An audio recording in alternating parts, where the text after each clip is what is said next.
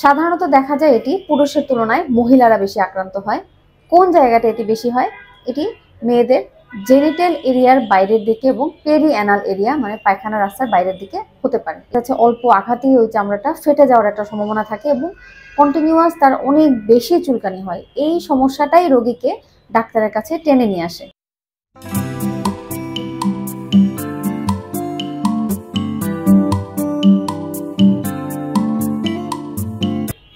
আসসালামু আলাইকুম, কেমন আছেন আপনারা সবাই? আমি ডক্টর রিনা নাসরিন, অ্যাসিস্ট্যান্ট প্রফেসর হিসেবে কর্মরত আছি অবস্টেট্রিক্স অ্যান্ড গাইনি ডিপার্টমেন্টে। আচ্ছা, আপনারা যদি আমার সাথে সরাসরি যোগাযোগ করতে চান আপনারা আসতে পারেন delta health care hospital, Mirpur 11। এখানে আমার বসার সময়টা একটু চেঞ্জ হয়েছে, এখন থেকে আমি বসবো প্রতি রবি, মঙ্গল, বৃহস্পতি সন্ধ্যা 7টা থেকে রাত 9টা। আচ্ছা, আজকের আমাদের যে আলোচনার বিষয় সেটি হলো লিচেন স্ক্লেরোসাস। এই নামটি সম্পর্কে আপনারা অনেকেই হয়তো অবগত নন, কারণ এটি খুব রেয়ার একটি ডিজিজ, খুব বেশি দেখা যায় না। সাধারণত দেখা যায় যে প্রতি 100 জনের থেকে 1000 জনে 1 থেকে 3 জনের এটি হতে পারে।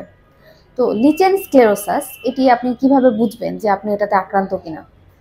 সাধারণত দেখা যায় এটি পুরুষের তুলনায় মহিলারা বেশি আক্রান্ত হয়। কোন জায়গাটা এটি বেশি হয়? এটি মেয়েদের জেনিটাল এরিয়ার বাইরের দিকে এবং পেরি অ্যানাল এরিয়া মানে পায়খানা রাস্তার বাইরের দিকে হতে পারে। এটি একটা ক্রনিক ইনফ্লামেটরি স্কিন ডিজিজ, মানে অনেক দিন ধরে ওখানকার স্কিনটা আক্রান্ত হয়। ওখানে তার কী কী ধরনের সমস্যা হয়? দেখা যায় প্রথমে সেই জায়গাটা সাদা হয়ে যাচ্ছে, সেই জায়গাটা অনেক বেশি চুলকাচ্ছে, চুলকানি হচ্ছে, ওই জায়গাটার স্কিনটা রেডিশ, হোয়াইট প্যাচ, আবার ওই জায়গাটা থিন শাইনি হয়ে যায়, মানে খুব চামড়াটা পাতলা হয়ে যায়, শাইনি হয়ে যায়।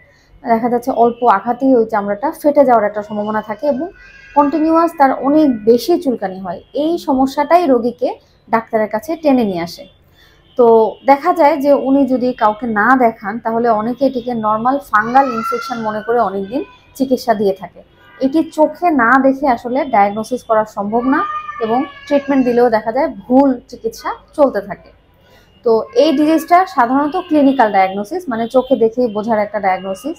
আর যদি এটা কনফার্ম করতে চান যে আসলেই এই রোগটা এই নামে হয়েছে কিনা, তাহলে ওখান থেকে চামড়া কেটে সেটা ডায়াগনোসিস করা, কনফার্ম করা যায়।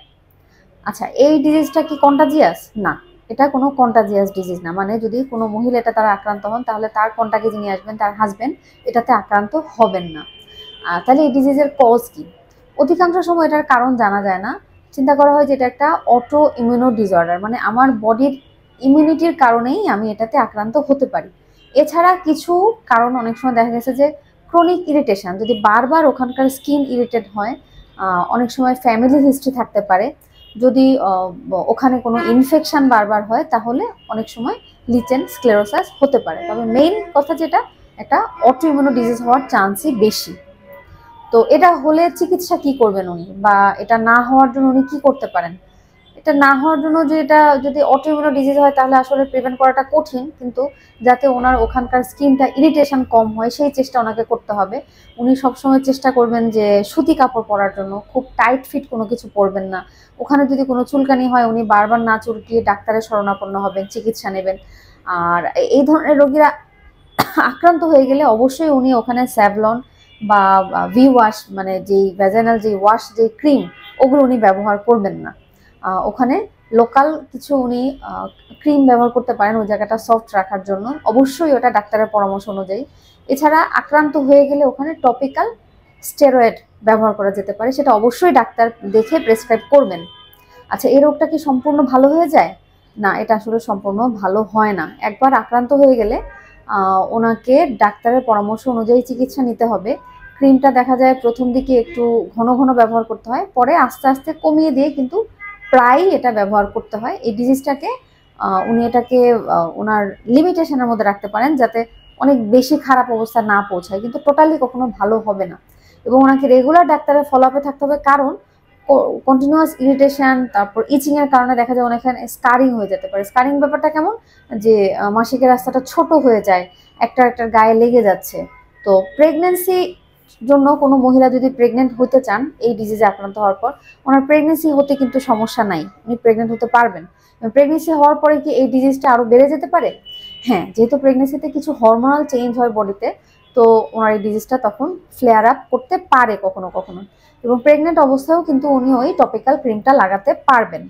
ডেলিভারির ব্যাপারটা কেমন, যদি স্কারিং হয়ে যায় তাহলে কিন্তু নর্মাল ডেলিভারি মানে মাসিকের রাস্তা দিয়ে ভ্যাজানাল ডেলিভারি হওয়াটা অনেক সময় কঠিন হয়ে যায়। যদি মাসিকের রাস্তাটা ছোট হয়ে যায় তখন দেখা যায় কখনো কখনো সিজার লাগতে পারে।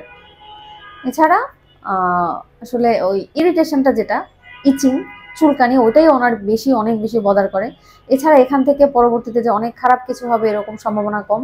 তবে দেখা যায় কখনো কখনো এটা ক্যান্সারের দিকে টার্ন নিতে পারে। ওখানে ভ্যাজানাল বা ভালভাল স্কোয়ামাস সেল কার্সিনোমা খুবই রেয়ার কিন্তু হতে পারে। এই জন্য ওনাকে কন্টিনিউয়াস ডাক্তারের মনিটরিংয়ে থাকতে হবে। প্রতি 3 মাস থেকে 6 মাস পর পর ডাক্তারের অবজারভেশনে থাকতে হবে। তো লিচেন স্ক্লেরোসাস সম্পর্কে মানুষের এটা জানাশোনাটা কম, এবং দেখা যায় যে রোগীরা ম্যাল ট্রিটেড হয়ে আগে বেশি আসে। যে আমাদের কাছে যখন আসে তখন তাদের এত বেশি চুলকানি থাকে, হাজবেন্ডের সাথে সহবাসে ব্যথা, ওখানে একটু পানি লাগলে ব্যথা, অল্পতেই ছিঁড়ে যাচ্ছে, কেটে যাচ্ছে, ব্লিডিং হচ্ছে, এই অবস্থায় রোগীরা আমাদের কাছে আসে। কারণ এর আগে উনি অনেক জায়গায় কাউকে না দেখিয়ে শুধু চুলকানির জন্য ট্রিটমেন্ট নিয়ে জিনিসটা আরও খারাপ করে আসতে পারে।